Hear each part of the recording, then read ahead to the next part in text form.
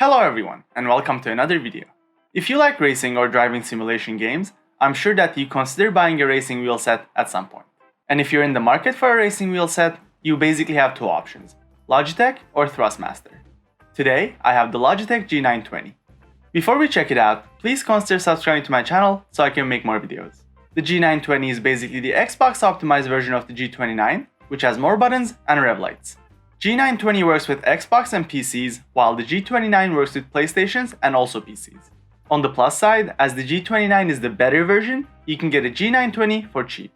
Logitech recently launched the G923, which looks a lot like the G29. We'll talk more about that later in this video.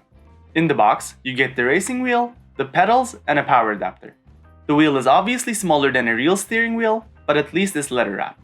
It has metal paddle shifters and they feel like they came straight out of a supercar. Including the Xbox button, there are 13 buttons on the wheel.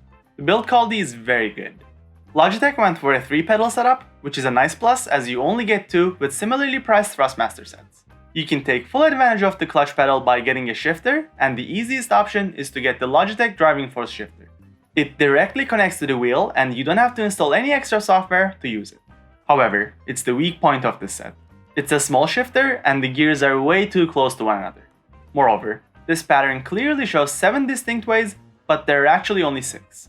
You can push the lever down and shift it into 6th, but it's not that useful.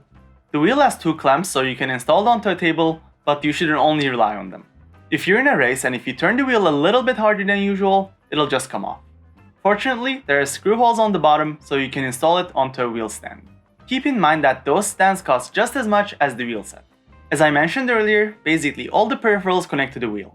There are holes on the bottom to ease cable management. It comes with a USB breakaway cable, which was a thing back in the Xbox 360 days. I'm unsure why they kept it. The steering has an impressive 900 degrees of rotation, which is quite lifelike. It also has decent force feedback.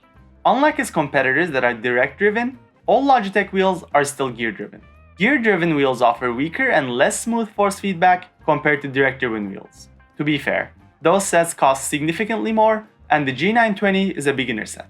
Now that we're done with the not so exciting stuff, let's move on to gaming. My set is installed on a stand and connected to my computer, with the shifter mounted on my desk. Let's start with Formula 1 2018.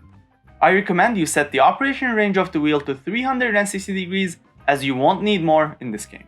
I'm sure that driving an actual Formula 1 car is really difficult, but it's quite easy with the G920. I don't use the gear lever in this game as Formula 1 cars don't have gear levers, but the shifters work well. However, the shifters are mounted on the wheel instead of the base, so you might confuse which shifter is which when you're turning. You get very little force feedback in this game. Let's move to Forza Horizon 4. You can drive a wide variety of cars in this game, and each car offers a unique experience. I feel like the force feedback is on point in this game, and the wheel works splendidly. As I mentioned earlier, the gears are too close to one another, so you might end up shifting into the wrong gear. This annoys me quite a lot because I know how to drive a manual, but I keep shifting to the wrong gear in games. The brake pedal in my opinion is too stiff, but you can change its sensitivity so you won't have to press as hard. This is a great place to complain about the number of buttons on the wheel. I understand why people like the G29 more, as it has the dials. You can either use your keyboard or the wheel in Forza Horizon 4, but not both. So if you want to use your keyboard for certain commands, it'll disable wheel input until you press a button. More importantly, it'll shift the car back in neutral and straighten the wheel. So don't you dare press a button on your keyboard when you're cornering. In Assetto Corsa, things are a little bit more complicated. There's a preset for Logitech G920 in the game, but it doesn't actually work. Instead, you need to map everything by yourself. Fortunately, it only takes like 5 minutes, and then you're ready to go. I only drove the Fiat 500 Abarth, and I could feel the car understeering as I was cornering. I can't tell you why I keep playing Euro Truck Simulator 2, but if you're also into it, the G920 will improve the overall experience quite a lot.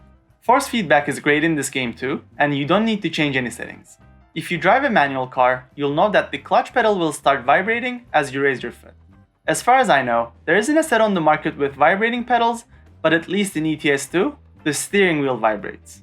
This is a nice touch, as otherwise you would keep stalling the car. Both the G29 and the G920 sell for around $300 US or Canadian dollars on Amazon.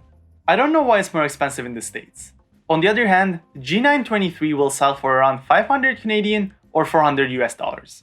The G923 has something called True Force, which is advertised as the next-gen force feedback. but it's still a gear-driven wheel.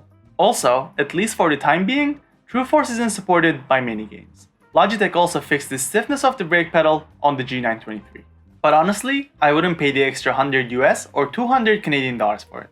Overall, both the G29 and the G920 are great beginner racing wheels without any major flaws. The G29 has rev lights and extra dials, but you can get a G920 for cheaper.